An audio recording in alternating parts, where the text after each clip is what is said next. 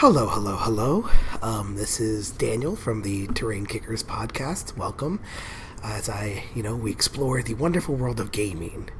Today I'm going to try something a little bit different. As you can see, I don't have my co-hosts here, Dave and Steve. Mostly because I wanted to quickly review something that I picked up, and honestly I was very impressed with, so I kind of want to do a little bit of an unboxing, as well as kind of talk about some ideas that ran across my head as I picked it up. So what I'm talking about is the Conquest Dweghom Army Support Pack. Now, little side note, I didn't have this in version 1.5 or 1. I'd never picked it up because, honestly, I started the game right when they announced that the second edition would be coming out. And essentially, I wanted to wait. I didn't want to pick up a card pack for it to go defunct, essentially, a month and a half later or 2 months later. So I picked this up. Didn't really look over it that much, but I did re-sleeve them, so I kind of know what's in there. But when I unpack it, we're going to talk about it. I'm just going to kind of talk through some ideas and some things like the secondaries that I just thought were really interesting. Alright, so let's unbox this. And I already sleeved these with a custom sleeve that I bought, so that's why you're going to see them like this. So I did organize it. So let's start from the beginning. So essentially, and these are going to be organized as well, you'll see. Let me move this out of the way. Oh, so many cards. Alright, so primarily there'll be 4 things in the box. There'll be your unit cards, there'll be your spell cards, there'll be your secondaries, and then there'll be your essentially your missions. So this will be very brief to talk about, but essentially these are your unit cards. So everyone knows and everyone loves them. I haven't seen any differences in the artwork between the new ones and the old ones, so it just seems like it's just your normal, this is what you get from stuff. So like you have your Hold Raw, your Tempered Sorcerer, your Steel Shaper. Like, for example, I don't even own, where are they? Oh, they're at the very end. Yeah, I don't even own Initiates. Alright, so here's your Initiates, for example. I don't own this, but it did come in the card pack, so it's nice to just kind of scan the QR code, right? Cool artwork and everything. But yeah, it's your normal unit card. So in case you want to, let's say, try a unit, proxy it, right? You proxy a unit, want to try it out before you actually buy it, and there's the card that you can use. So yeah, this is really neat. It comes with extras. Now I have a bunch of them though. But yeah, I don't see any difference between the artwork of the old one and the new one. So maybe one's darker. I don't know. They look sad. These normal unit cards.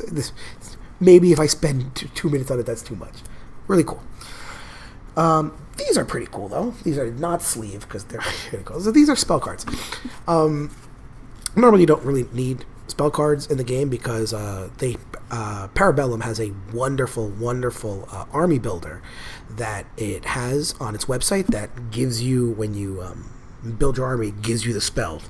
But as always, you have these with the QR code, and essentially the QR code will give you the spell. And it's kind of cool maybe to have on the table so you know what your spells are in case you forget. I don't know. But yeah, it comes with all the spells. So you have your Earth spells, you have your Ardent Karwa spells, your Steel Shaper spells, your Fire spells, which are my favorites. Oh, look at that. And the artwork, again, artwork is really cool. I've always told people, like, this is a fantasy game that almost reminds me a little bit of, like, Elden Ring's Entered Fantasy, Warhammer Fantasy. It's very Dark Souls-ish, kind of, like, dark and Darkest Dungeons almost. And the artwork is just fantastic. Like, it's very old school, very lovely. I love the pastel kind of look to it. Flame Wall looks amazing. I love that skull right there. I know I'm being biased by showing only the flame spells, but I don't want to show all of them. There's many. But even some of the creepy ones, like there was one here that I saw. I didn't even hear it before. I'm going to see if I can find it real quick. Yeah, there's Living Oxidized. There it is. Look at this one. Lord, I think it's tryptophobia, people who have fear of, like, holes in people. But look at that nonsense. It's just terrifying. But yeah, excellent artwork. And if you're wondering what's in the back of these, by the way, it's just the artwork itself. So there's the QR code and there's the artwork. So it's the same thing. But yeah, no, this is, again, just a pretty cool pickup. I love something like this. Yeah, so let's keep going. Next up, and now we get to something very interesting, are the secondaries. So the secondaries, essentially, I'll place this right here. Oh, the light is way too bright. There we go. The secondaries are very interesting because this actually now adds more flavor to scoring or the missions, essentially. So now, essentially, when you play the mission, you are essentially not only scoring like some of the primary objectives, but you're scoring some of the secondaries as well. Not sure. I haven't looked at the other card decks. So I don't know if there's any difference between them. I know Dave will also do his own unboxing video, hopefully with his Undead, the Old Dominion. But yeah, no, these are really cool. Sorry for the awkward cut there. My microphone got disconnected as I was talking. So, yes, so we have 2 repeated cards. So you have the Fate of Our Enemies, you have Not Worth Charging, but what's really cool is that the rest of them, and there's 1, 2, 3, 4, 5, 6, the rest of them, the 6 other secondaries, are completely individualized. So this is actually pretty neat because you can really tailor it to what you play. And they're very interesting, too. I mean, a Fate of Our Enemies is the objective is completed if an enemy regiment is broken and then shattered in combat the same round. So basically, your 5-man unit of Dragon Slayers charges in and destroys them, and boom, you get that objective. Not Worth Charging is hilarious. It basically, if you shoot the last stand, let me get over here. If you shoot the last stand, it doesn't have to be, the volley doesn't have to kill every stand. It just has to kill the last stand. You get the point. So it's basically not even worth charging. You just want to shoot them. You have, like, again, all of these are individualized. So, for example, by Fire and Earth, this one I'm definitely going to be loving a lot because I usually take 2 sorcerers on my list, but you basically complete it when a friendly spellcaster breaks or shatters a enemy regiment using a spell, which I tend to do often with the spellcasters because one of them casts twice and the other one just casts enough. But yeah, these secondaries are pretty damn cool. Kill the enemy warlord with a character stand, any character stand too, so it doesn't have to be with your warlord. There's one that's really like stupidly fun. Oh, it's this one.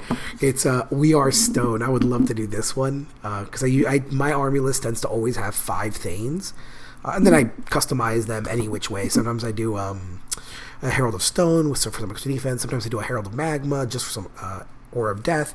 But essentially this one is completed when a friendly regiment that does not have the barrage special rule basically contests or captures the same objective on the battlefield for more than 3 rounds. So you just stick on an objective. You're like, this is mine now. We are stone. Goodbye. So that's really cool. I like these secondaries, and I like what they add to the game. And there's not a lot of them either. So with the 6 that are individualized and the 2 that are repeated, you only have 8 secondaries. That's it. So we're not looking at like a whole slew of secondaries. All right. So this is pretty neat. I like this.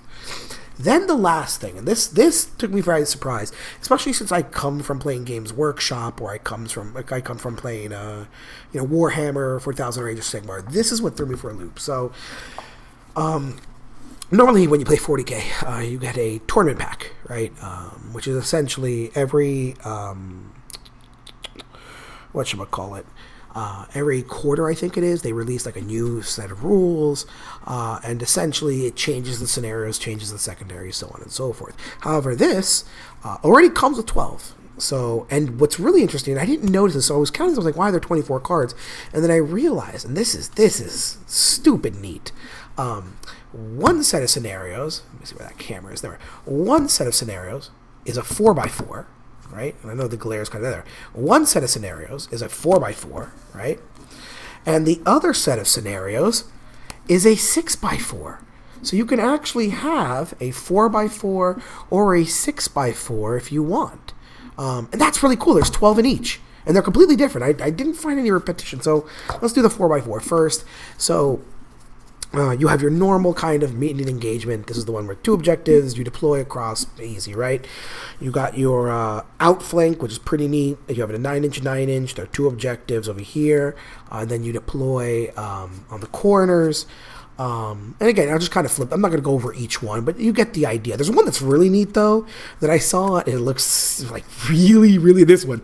Tic-Tac Blood. So you deploy in the corners, and you you connect the objectives, right? But you can only capture objectives that are connected. So, like, if I capture this objective, point A, I can only capture that or that objective. That's it. I can only go for those two. I can't go for that one until I capture this or this. And it's really cool because you get points for every objective you score, or if you just connect a solid line between A to B, right? So if you go like this, you win. So that's really neat as well. So these are really cool. Again, very different deployment zones. This one's interesting. One in the middle, and you deploy basically next to each other. But yeah, these are your 4x4s, right? The 6x4s, which most people are going to end up playing anyway, are also very interesting.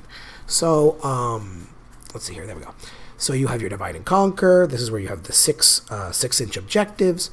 You have Last Stand. This is 12 inchers. Two 12 inches, apologies. Then you have objectives here and objectives here.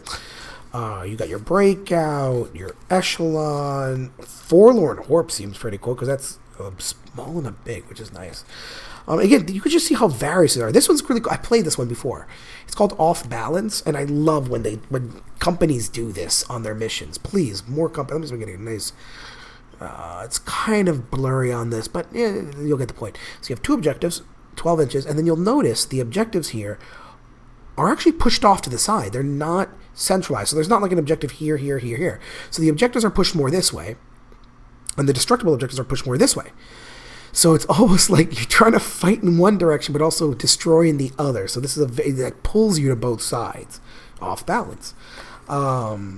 Melee, Bulwark, and I probably should have mentioned this before. You might be saying, Dan, where are all of the rules for this, though? Do you need a book? No, because all of the rules are located handily right in the back. It gives you your setting up the battlefield, victory points, game length, and it does this for every single one. So literally, you roll a d12, or you pick randomly, whatever you want to do. Roll a d12, boom, you're going to do scenario 3, Breakout, you pull this out. You set up the table, and there's your scenario in the back. Beautiful. This is pretty neat. This did take me for a loop. Again, I'm not used to a company doing this type of stuff, so that was pretty neat as a wargamer to get something like this. And that's what you get in the box. Sadly, what you are missing is that little wound counter. It's either a wound counter, but people use it as a points counter. Sadly, you don't get that in the box, so that's kind of sad. But otherwise than that, this is a pretty damn good box for what it costs. Especially since what it costs is essentially like less than a quarter of the arm, or a tenth of the army, essentially. And so again, you get your missions with the rules in the back. You get your secondary objectives. You get your spells, which I'm trying to shuffle them right here. And then you get your unit cards, which you get in the box anyway, but they give you a whole set as well. And it fits really neatly. Let me show you kind of like the box a little bit. It fits really neatly, and it's magic, basically. It's a magic box. Right? For anyone who plays Magic, you know exactly what this box is. But it's got really neat artwork on all sides. And with the sleeves, this fits really nicely. So just kind of boop, boop. There we go, fits really nicely. And then, when you want, you just slide that right in. All right, and very quick, very easy, less than 20-minute discussion of the Dweghom support pack. Goodbye if you ever play in the game. I'm not going to say it's mandatory because all the rules are free online, but the secondaries aren't, and the scenarios are eventually, but it's just nice to have. I like having the cards out on the table. But yeah, that's it for today. As always, thank you for listening, and as always, happy wargaming, guys. Happy wargaming.